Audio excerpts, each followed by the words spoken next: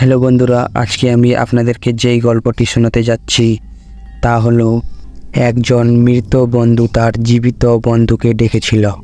ঘটনাটি ঘটেছে বরোদা শহরে।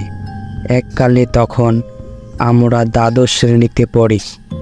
আমার নাম মমতা এবং আমার বিশেষ বন্ধুও ছিল, যাদের নাম ছিল রীতা ও সুনিতা। এটা একদিনের ব্যাপার ছিল যে তারা দুজনই একে অপরের সাথে সব সময় সুখী ছিল। যখন রীতার বিয়ে ঠিক হয়ে গেল, সব বন্ধুদের বলেছে আমার বিয়েতে তোমরা সবাই আসবে। আমাদের তখনও মনে আছে যে রীতার হলুদ মেহেন্দিতে পরিণত হয়েছিল, আর সোমবার তার বিয়ের মিছিল আসতে চলেছে। তারপর আমরা একসাথে রীতার বিয়েতে তার বাড়িতে গেলাম এবং তার ঘনিষ্ঠ বন্ধু সুনিতাও এসেছিল। রীতা সব সাজিয়ে বসেছিল, সে বিয়ের মিছিল আসার অপেক্ষায় ছিল। আর কেননা ভাই তার রাজপুত্র ঘোড়ায় চড়ে আসতে চলেছে এবং আনন্দের পরিবেশ ছিল। আমরাও নাচ গান করছিলাম আর রীতার সাথে ঠাট্টাও করছিলাম। অবশেষে সেই মুহূর্তটি এসে গেল। বিয়ে করে সকালে শ্বশুরবাড়ি যাবেন রীতা।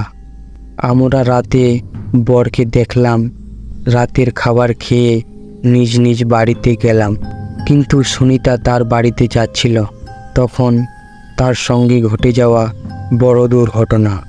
গাড়ির সঙ্গে ধাক্কা লেগে মাথায় আঘাত পেয়ে ঘটনাস্থলেই তার মৃত্যু হয়।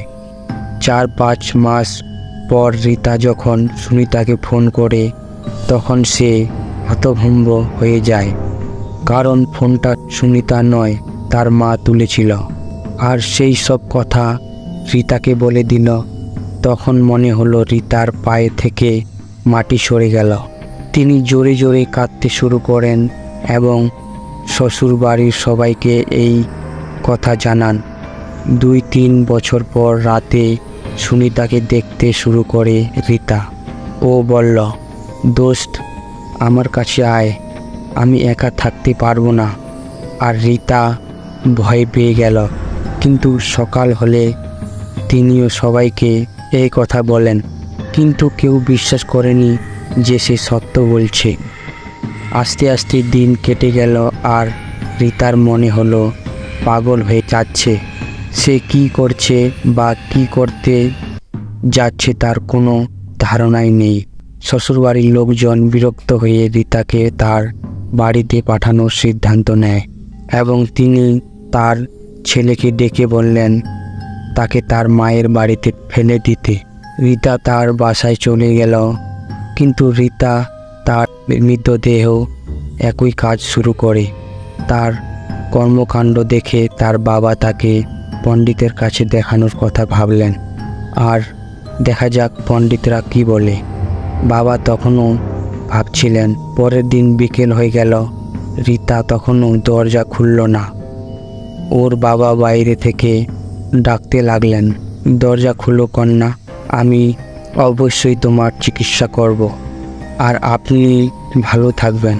কিন্তু ভেতর থেকে দরজা খুলছিল না। তখন তার বাবা ভয় পেয়ে দরজা ভেঙে ধরতে আসেন। সেখানে দৃশ্য দেখে তার স্ত্রীও তার পিছু নেয়। তারপর দেখল রীতা ফ্যানের সাথে ঝুলছে, কারণ সে মারা গেছিল।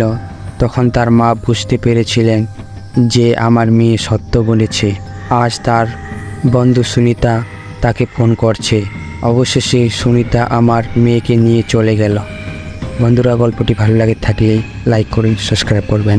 ধন্যবাদ।